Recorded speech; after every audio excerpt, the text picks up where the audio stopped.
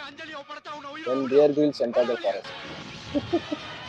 Actually இது உண்மையாலுமே உண்மைதான். ஏன்னா வந்து சின்ன வயசுலலாம் வந்து நான் வந்து பியர் கிரில்ஸை பார்த்துட்டு என்னடா மனுஷன் இப்படி இருக்கான் அப்படின்னு தான் இருந்துச்சு. அதுக்கப்புறம் லேட்டராக தான் தெரிஞ்சது அது எல்லாமே வந்து ஃபேக் அப்படின்ற மாதிரி ஒரு நியூஸு. பட் அது எந்த அளவுக்கு உண்மைன்னு எனக்கு தெரியல.